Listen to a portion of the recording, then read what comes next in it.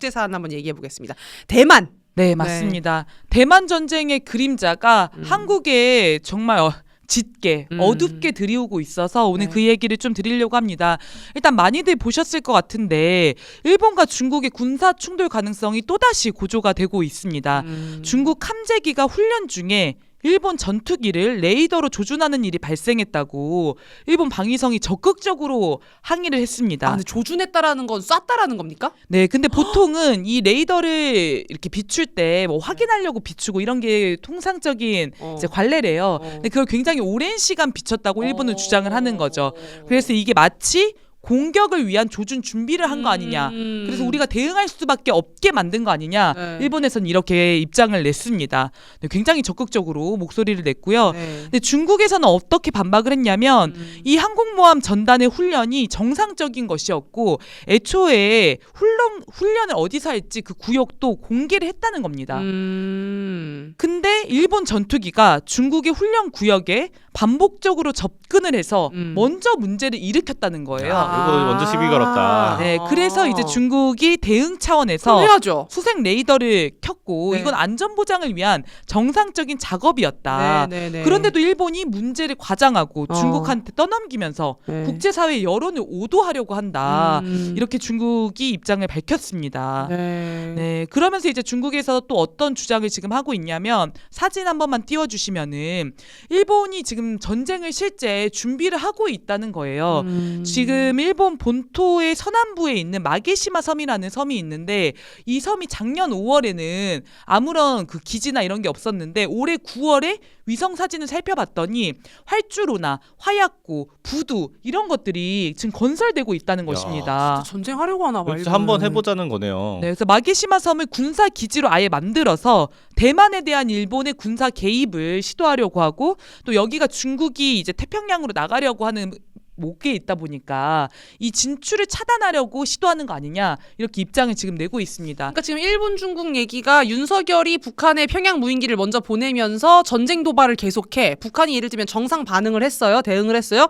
거봐 북한이 전쟁 일으키려고 해요. 이렇게 지금 얘기하려고 하는 거랑 똑같다는 거죠. 네, 그리고 일전에 그런 일도 있었잖아요. 미국이 베트남 전쟁 일으킬 때 통킹만 사건이라고 하는 것을 조작해서 이렇게 전쟁을 개시하지 않았습니까? 그러니까 그럴 가능성도 충분히 농후한 거죠. 그러니까 일본이 먼저 자극하고 중국이 군사적 대응을 하면은 중국이 전쟁 일으켰다 막 이러면서 네, 그래서 지금 이제 다카이치가 대만 유사시 자위권을 발동하겠다 이 입장을 밝힌 이후에 철회할 거다 많은 사람들이 이렇게 예측을 했는데 철회하기는커녕 군사적 충돌까지 실제 더 밀어붙이고 있다는 것입니다. 다카이치가 그냥 미쳐서 하는 소리인 줄 알았는데 좀 준비가 돼 있었던 거네요. 네, 그리고 제가 이제 여러 뭐 유튜브 방송 듣다 보면은 이게 일본 다카이치가 그냥 혼자 미쳐서 날뛰는 거다. 미국의 본 뜻은 이게 아닌데 일본이 잘못된 길을 혼자 가고 있는 거다. 이렇게 분석하는 분들도 계시더라고요. 근데 저는 다르게 생각을 하는 것이 지금 이 대만 전쟁에 일본을 선봉대로 세우는 게 바로 미국이다라는 겁니다. 미국이 대만 전쟁을 어떻게 준비하고 있는지 최근 발표된 법안이라든지 전략 행보에서 노골적으로 드러나고 있어서 요 며칠 있었던 것들만 좀 짚어보고 넘어가려고 하는데요. 이제 최근에 미국 트럼프가 대만 보장 이행법이라고 하는 것을 서명을 했습니다. 네, 이 법이 뭐냐면 미국이 예전에 중국과 수교하면서 하나의 중국 원칙에 합의를 했잖아요. 그러니까 대만을 나라로 취급하거나 대우하면 안 되는 거거든요. 그러니까 예전에 이제 미국 관리들이 초창기에는 대만 관리를 미국 연방정부 건물에서 만나면 안 된다. 대만의 국기를 공식 석상에서 걸면 안 된다. 이런 식의 약간 조심을 할 정도로 대만을 나라 취급하지 않으려고 애를 썼다고 합니다. 그런데 이제 미국이 중국을 견제 압박하기 위해서 대만과의 관계를 다시 구성을 하고 싶으니까 대만 관계 지침이라는 것을 만들어서 활용하기 시작했고 이게 2020년도로 넘어가면서는 대만 보증법을 통해서 대만 관계 지침을 더 중국 견제용으로 개정하기 시작했다는 거죠. 복잡하게 하네. 네, 근데 이번에 대만 보장 이행법이라고 하는 것에 서명을 트럼프가 했는데 이거는 2020년에 만들었던 것처럼 일시적으로 특별법으로 만든 게 아니라 아예 5년마다 주기적으로 대만과의 이 교류와 관계를 규정하는 이것들을 검토하고 의회에 보고하도록 만들었다는 것입니다. 더 적극적으로 활용하겠다 이런 의지가 지금 보이는 거죠? 네, 맞습니다. 옛날의 규정들은 다 버리고 네. 이제 대만과의 군사 협력, 네. 대만과의 미국과의 어떤 국가적인 교류 관계 이런 것들을 더 전면화해 나가겠다. 이걸 의지를 표명한 거고 네. 애초에 이 법안을 발의했었던 공화당 그 하원 의원이 뭐라고 얘기를 했냐면 대만과의 관계에 대한 자체 제한을 완화할 기회와 계획이 필요하다라고 말하면서 법안을 통과를 시켰어요. 네. 근데 지금 대만과의 관계에서 자체 제한이 미국이 걸려 있는 게 뭐냐면 군사적인 협력인 부분에서 걸려 있는 거거든요. 그렇죠. 네, 그러다 보니까 이 법안을 만들어서 더 긴밀하게 군사 협력, 무기도 더 많이 팔아먹고 더 군사적으로 많이 지원하겠다 이런 입장을 표명한 거다라는 거죠. 근데 이런 거에 대한 대만 주민?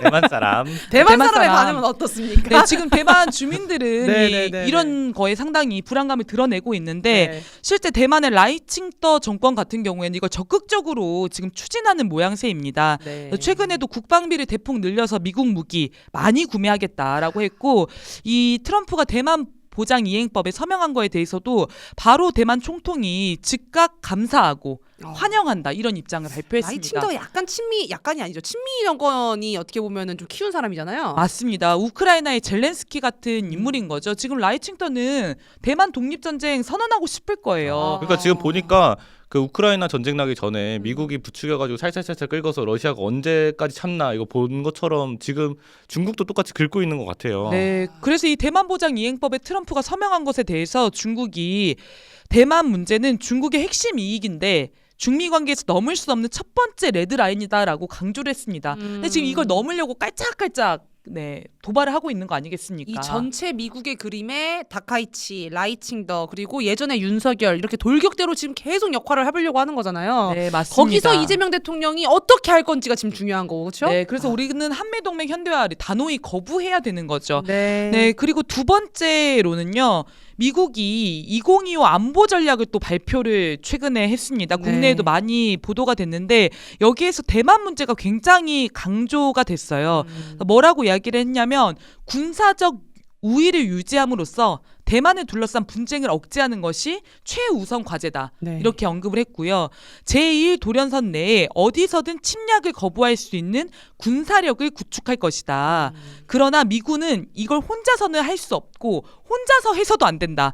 동맹국들이 나서서 비용을 지출하고 집단 방위를 위해서 훨씬 많은 일을 해야 되는데 일본과 한국이 제1도련선을 보호하는데 더 국방비를 늘리고 최선을 다해라. 이런 지금 압박을 하고 있습니다. 이게 지금 명시가 된 겁니까? 일본과 네, 한국에 맞습니다. 이렇게? 야. 그래서 지금 그 PD님 PPT 다음 장 한 번만 띄워주시면은 네. 제1도련선이라고 하는 게 이 대만 전쟁을 상정한 도련선 아니겠습니까? 네. 여기에 지금 미국이 군대를 구축하겠다는 거고 네. 거기에 한국과 일본의 적극적인 군사 태세를 갖추게 하겠다는 거예요. 네. 우리는 저 안에서 교역하고 잘 살면 되는데 왜 저기를 지키는데 우리 돈이 쓰여야 되는 거죠? 그러니까요. 맞습니다. 그러니까요. 또 뭐 원래는 뭐 미국이 이걸 1차 도련선에서 물러나서 2차 도련선으로 옮길 거다 어쩔 거다 이런 얘기도 많았었는데 지금 이 2025 국가 전략에서 한 번 더 1차 도련선을 확고히 지키겠노라.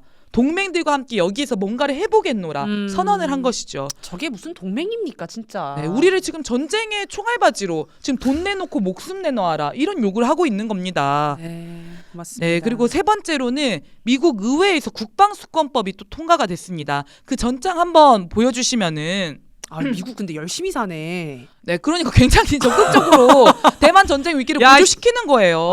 이 정도로 대놓고 하고 있는데 왜 트럼프는 대만 전쟁에 관심이 없다 이런 식으로 보도가 많이 나죠? 그러니까 겉으로는 중국과의 어떤 관계를 유지하려고 계속 노력을 하겠죠. 왜냐하면 전면전을 할 수는 없으니까. 아니 그리고 이런 전략들이 발표가 되고 있으면은 우리나라 외교 통상부나 이런 데서 막 난리가 나야 되거든요. 얘기 막 하고 사실은. 맞습니다. 대한민국 안보가 네. 굉장히 풍전등화의 상황에 놓여 있다. 이걸 막 국민들 적극적으로 설명하고 이걸 어떻게 대응할 건지에 대해서 막 얘기가 돼야 돼. 지금 내란 전담 제품 위헌 가지고 지금 며칠째 얘기하고 있는 거예요 지금. 열 받죠 다시. 좀 진정해 보겠습니다. 네, 그래서 미 의회 국방수권법 내용도 그 화면 잠깐 보시면은 간략하게 말하면 대만에 대한 군사 지원을 강화하겠다는 겁니다. 네. 네, 10억 달러가 넘는 군사 지원을 하겠다는 것, 그리고 이제 군 무인 시스템을 공동 개발하